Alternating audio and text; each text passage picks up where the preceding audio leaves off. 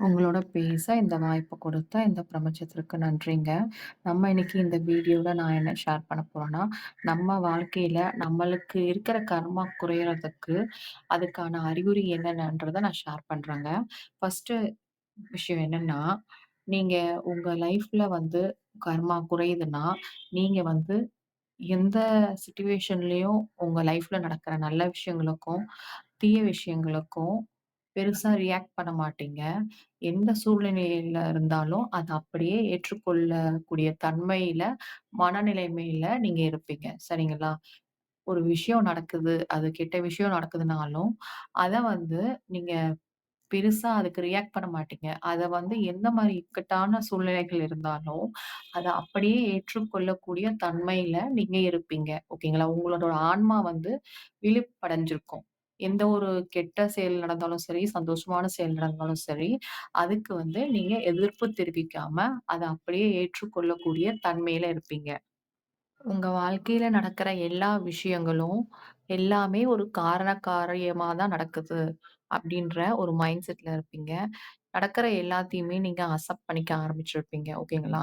ஒரு விஷயம் நடக்குது அப்டின்னா, ஒரு நெகட்டிவான விஷயம் நடக்குதுன்னா, நம்ம செய்த செயலுக்கு தான் அது நடக்குது. நம்ம போன பிறவியில செய்த முற்பிறவி பயன் காரணமாக அத அனுபவிக்கிறோம். இது மூலமா நம்ம கர்மா கழியுதுன்ற மனப்பக்குவத்த நீங்க கொண்டு வந்திருப்பீங்க.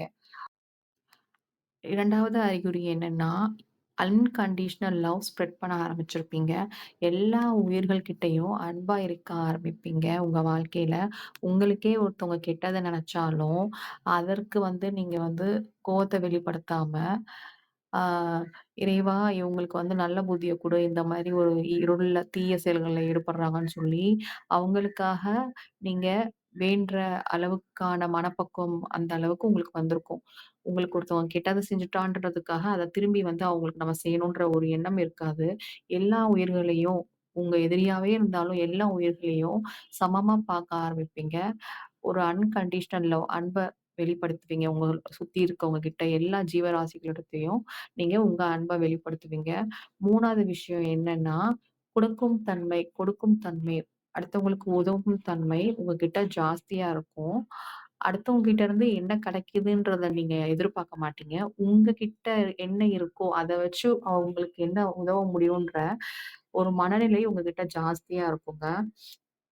நான் சொல்ற 3 குணாதிசயங்கள் உங்ககிட்ட இருந்துச்சுன்னா, உங்கள விட்டு தீய கர்மா விலகுதுன்றத நீங்க தெரிஞ்சுக்கலாம் உங்க வாழ்க்கையில. மேலும் இது போன்ற வீடியோக்களுக்கு இந்த சேனலை சப்ஸ்கிரைப் செய்து சப்போர்ட் பண்ணுங்க. நன்றி.